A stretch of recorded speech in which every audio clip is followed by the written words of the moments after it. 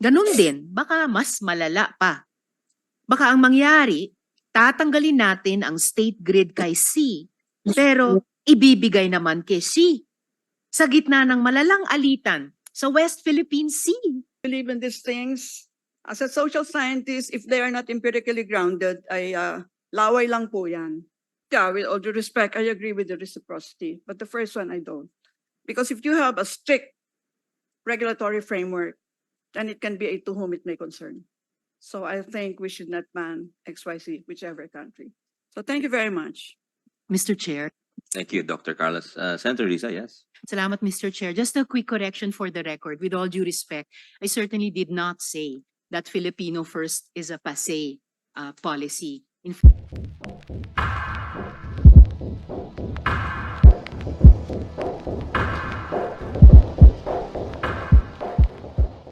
And salamat din, Sen JV. Magandang umaga po muli sa ating lahat. Maiksi lang po dahil pagpapatuloy lang ng hearing, pero siguro magbibigay na ako ng preview ng aking mga concerns. Ayon mismo sa ilang resource persons sa huling pagdinig, Chacha is divisive and is not worth it. And I agree with them. Pero gusto ko din siyasatin yung sinabi ng isang resource person na the patrimony provisions in our Constitution as a business model are passé. Laos na ba talaga ang ating saligang batas na nangangalaga sa pang-Pilipinong likas at gawang yaman? Ngayon pong araw, pag-uusapan natin ang public utilities. Alam niyo po, ni-review ko ang mga discussion noong Public Services Act na katatalakay din ni Sen. Grace, and I saw the great care this Senate took when we identified the critical utilities that would still be under the protective mantle of the constitutional provisions on foreign ownership. Sa amyenda natin na ito, pati po ang critical utilities natin fair game na for future Congresses to give away. Yes, even to state-owned foreign companies which pose grave national security risks. Hindi ba't nagalit tayo noon nung lumabas na ang mga manual ng NGCP na may hawak sa ating state grid ay nakasulat sa Mandarin at hindi mabasa ng ating Pilipinong inhinyero? I'm also interested to find out if the problem really is the lack of foreign investments or our chronic failure to address anti-competitive, monopolistic behavior. Imbes na basagin ng charter change ang monopolyo ng mga dominant domestic companies, papalitan lang ba sila ng mga dayuhang kumpanya? Ganun din, baka mas malala pa. Baka ang mangyari, tatanggalin natin ang state grid kay C, pero ibibigay naman kay C sa gitna ng malalang alitan sa West Philippine Sea. Naalala ko ang mga ito at naalala ko ang aking tito, the late nationalist economist Alejandro Lichauco, na sinabing imposible ang pag-unlad ng bansa kung kontrolado ng dayuhan ang ekonomiya na bumubuhay dito. A nation that is poor, dependent, exploited, and oppressed by others, he warned, quote, can only have a population of farmers and workers similarly poor, dependent, exploited, and oppressed, closed quote. Salamat po, Mr. Chair, and I'm ready to engage later. Yes, thank you, Senator Riza. Senator JV. Yes, thank you, Mr. Chair. Anyway, we're here to listen, of course, our resource persons, but I guess our two colleagues have already set the tone on what we want to find out. The Public Services Act was really scrutinized by the Senate and made sure that under our chair, Senator Grace, that it would be for the benefit of the Filipino people to improve our utilities and other infrastructure and others. Likewise, Mr. Chair, we just recently passed the public partnership, public-private partnership code, no, which are all intended to improve our services, infrastructure, energy, and utilities here in the Senate. I think we just have to give these measures the chance that to be realized. So is it really charter change really needed at this point now that these two legislations were already passed, which are intended to improve our utilities and others. Mr. Chair, of course, our energy and infrastructure has really fallen behind. We have fallen behind our ASEAN neighbors. These are requisites for industrialization and development. The high cost and efficient supply of energy really has really hindered our growth, and but as mentioned by our chair committee on public services, PIRA was enacted in 2001, wherein the Napocor power plants, power generation, transmission, distribution were privatized and was intended to foster to encourage competition. Ang nangyari lang po, yung privatization ang natuloy, yung presyo ng kuryente remained high. Kaya nga sabi ng IPIRA, mukhang ipinera. So we really have to be very careful about all of these things. We cannot rush. We cannot put deadlines. No, we cannot be pressured because it's not very easy to amend the Constitution. No? And so we cannot make mistakes, Mr. Chair. So I agree with you that we will have to be very careful about it. And of course, we want to find out if how can the economic provisions or amendments, the economic provisions improve energy, infrastructure, utilities, much more. Now that we already have passed the Public Services Act, the PPP Code, so do we need really to amend the Constitution at this point? So, Mr. Chair, again, I would like to listen to our resource persons so that we will have a better appreciation of the things that will be taken up today. Thank you. Yeah, thank you very much. Good morning, everyone. I was taking down notes earlier as I listened to Senator Poe and Senator Hontiveros, and I'd like to address the issues that they have raised. I think I'd like to take off from the point of view of social scientists who's looking at this from a macro standpoint. So I will not go into the nitty-gritty because all my colleagues here have already addressed many dimensions of the issue. I think the first question of Senator Grace is, do we need to change the Constitution to declare that we're open for business? And the quick and dirty answer there would be no, because you already are making so many legislative actions to open up the economy. But I think the challenge there is it opening up enough, or are we addressing really what we want to happen?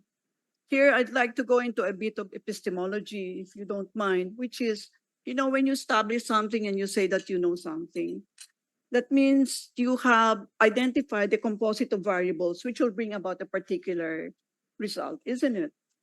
Now here, as I listen to the very intelligent comments around the table and those who are joining us virtually, and I noticed that we are not able to categorize our variables into most critical, less critical, and so on. In other words, we don't have an ordinal list where one is first, second, etc.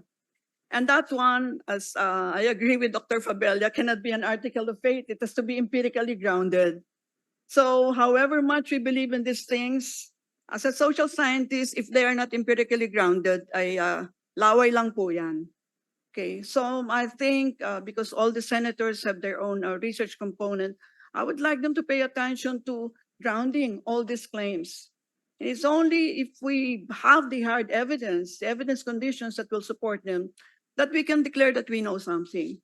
That's the reason why you will notice we're shooting here, there, and everywhere. It's because we're not able to categorize them into the most important, less important, etc. Okay, of course, remember I've been part of the cabinet for X number of months as National Security Advisor. One of the things I put together there would be to present to our president in one cabinet meeting, I think it was late October or early November, a national strategy. Why do we need a national strategy? And this is where I had, had to cross swords with one of my colleagues, the NEDA head. Sabi niya, ba't mo pa kailangan national strategy? Andiyan na nga yung NEDA plan. Sabi ko, dinuro ko din siya. Sabi ko, no, bakit naman sa national plan mo wala man lang isang single line dan about national security? And because I was the vice chair of the NTFL also at the time, so, bakit wala man lang dyan nakatutok tungkol doon sa mga barangay natin at anong gagawin dito sa mga natitira pa na mga influence barangay? Wala talaga doon. I mean, i-google ninyo yan at saliksikan nyo yan. Okay, what am I saying? If we're just shooting here, there, and everywhere, and we don't have anything, a big picture that will crochet together, that will stitch together all these things, then we don't know what to do. In terms of konti na nga ang salapi mo, kung saan-saan mo pa nilalagay. Kapag the national strategy ka, pag konti ang salapi mo, alam mo, ito yung number 1, yun ang una mong bigyan ng pansin. Ganun din siguro dito, no? Bakit tayo masyadong nag-rely sa foreign investment? What about domestic investment? Hindi ba natin nakita yung sinabi na nga, yung regulatory framework, ang sinabi ni Dr. Villegas kanina, kahit ang inyong mga domestic investor, ay sinasakal din ng over-regulation ng ating gobyerno. Parang ang unang assumption mo ikaw ay magnanakaw, saka mo na i-prove otherwise, no? Bakit ganon? In other words, well, we are so much banking in foreign direct investment. We should also bank on our local investors and talagang bigyan niya sila ng alagwa para talagang magawa nila ang kanilang ginagawa. Bigyan ko kayo ng example, no? My former boss here, Senator Tolentino at the MMDA, I was there with him since 2010 as one of his consultants for the traffic management. Dines namin, Senator, I don't know kung nakwento ko na sa iyo to, kung paano yung bureaucracy natin as been identified by other resource persons, no, is really one of the major obstacles to why no investment is coming in. Merong isang gripo dyan na nagtutulo, no? So sabi ko, ang bilis na, ang madali naman bumili ng gripo, parang 200 pesos lang. Sabi ko, sundan natin kung paano magbili ng gripo. Alam niyo ba kung gaano yun? 4 na buwan. Tinrace namin ito, Senator Tolentino, 4 na buwan at 26 signatures para po makabili ng gripo. Gusto ko lang to make the point na the bureaucracy really matters. You have a Byzantine bureaucracy, and I have seen polls of foreign investors telling you that there are 2 major things, critical variables that matter to them, are Byzantine bureaucracy and the level of corruption. Yung ownership that they don't matter. By the way, tama si Dr. Fabella. Ownership by Filipinos is an article of faith. It doesn't matter who owns it. Sabi ko nga sa telco, galing pa siya sa Jupiter, basta magpagawa siya talaga ng internet, okay lang. Does ownership matter? No, not anymore. In the university, we're telling our students, we're training you to be citizens of the world. We are breaking down all the boundaries of the artificial nation state. We already made commitments in ASEAN for regional integration. Why, for heaven's sakes, I was always so preoccupied on, keeping the nation state. It's one of the scourges of humanity, if I may say so. So, last point, yung Filipino first po, tama po si Senator Hontiveros. Pasain na po yan. It should be rendered obsolescent, no? Bakit Filipino first? Because once upon a time in the past, we tried to, to divest ourselves of all the colonial things that chained us, no, to the former colonial rulers of our country. Wag na po tayong Filipino first. No one study I have seen thus far has demonstrated quite creditably that ownership by Filipinos work. I challenge anyone here around the table, the social scientists. Meron bang ganyan? Wala po. Ownership doesn't matter. No? But what we really want is, in fact, I had suggested in one of my papers that if our economic managers cannot, in fact, lower or eradicate the 21% of their big legacies na sinabi mo, no, na mga poor, mag-hire tayo po ng international group of economic managers. We pay them depending on the percentage of increment that they are going to contribute to GDP. I know this is an iconoclastic viewpoint, but for God's sake, we have to be iconoclast now. We are the 5th most mineralized countries in the world. We have millions of professionals. We should be embarrassed that we have 21% who are poor. Tama ba, Dr. Villegas? Tama, di ba? So I think, let me go back to the issue of a national strategy. I address this also to the military. Several times they have asked me to help them design their strategy for the Air Force, for the Philippine Marines, etc. Sabi ko, saan ba kayo nakatukod yung strategy nyo? Meron bang National Defense Plan? O bungang isip nyo lang yan? Saan manggagaling yung National Defense Plan, Senator po? Hindi ba manggagaling yan sa National Strategy? Debuho yan eh. It's a big, big picture. No? And siguro lastly, sorry sa Senator Angara, medyo nagsosobra na ata ako sa time ko.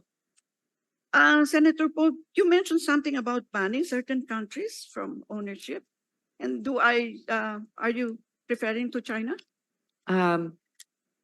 In the Public Service Act, any country that the president or the National Security Council views as a threat to us is actually eliminated from or banned from owning certain critical infrastructure, telecommunications, for example, I believe airports, etc.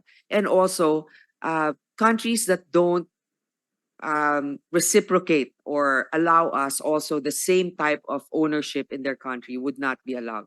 That's what, those are some of the safeguards we put as a compromise to those who are a little bit wary about this Public Service Act being open.